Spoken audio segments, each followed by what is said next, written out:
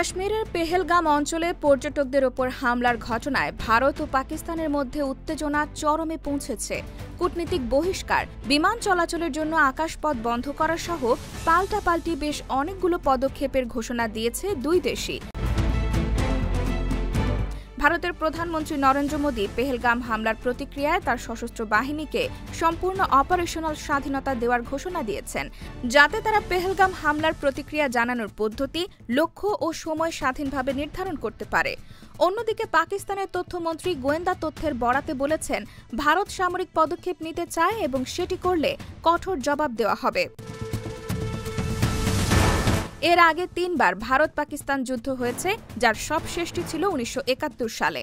তাছাড়া সীমিত পরিসরে একটি যুদ্ধ হয় ১৯৯৯ সালে কার্গিলে, যেবার প্রথমবারের মতো পারমাণবিক যুদ্ধের আশঙ্কা প্রকাশ্যে আসে।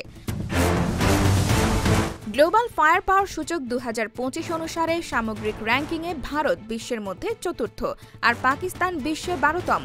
পরমাণু বোমা, সংবাদ মাধ্যমটির হিসাবে ভারতের হাতে রয়েছে ১১০টি থেকে ১২০টি পরমাণু বোমা, আর পাকিস্তানের হাতে রয়েছে ১২০ থেকে ১৩০টি পরমাণু বোমা।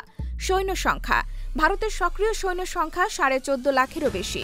রিজার্ভে রয়েছে ১১,৫৫,০০০ সৈন্য। এছাড়াও যুদ্ধকালীন পরিস্থিতিতে মিলবে আরও ৩১ কোটি সেনা। অপরদিকে পাকিস্তানের সক্রিয় সৈন্য রয়েছে ৬,৫৩,০০০। রিজার্ভে রয়েছে ৫,১৩,০০০ সৈন্য। যুদ্ধ চলাকালীন পরিস্থিতিতে দেশটিতে মিলবে ৪ কোটি সেনা। স্থলবাহিনী, ভারতের স্থলবাহিনীর হাতে রয়েছে ৪,৪২৬টি ট্যাঙ্ক, সামরিক যান রয়েছে ৫,৬৮১টি, রকেট আর্টিলারি রয়েছে ২৯২টি। পাকিস্তানের স্থলবাহিনীর রয়েছে ২,৭৩৫টি ট্যাঙ্ক, সামরিক যান রয়েছে ৩,০৬৬টি, রকেট আর্টিলারি রয়েছে ১৩৪টি। বিমান বাহিনী, ভারতের যুদ্ধবিমান রয়েছে ২,২১৬টি। এগুলোর মধ্যে রয়েছে রাশিয়ার তৈরি মিগ-২১, মিগ-২৭, মিগ-২৯, সুখোই ৩০ MKI, ব্রিটেন ফ্রান্সের তৈরি জাগুয়ার এবং ফ্রান্সের তৈরি মিরেজ 2000 ইত্যাদি।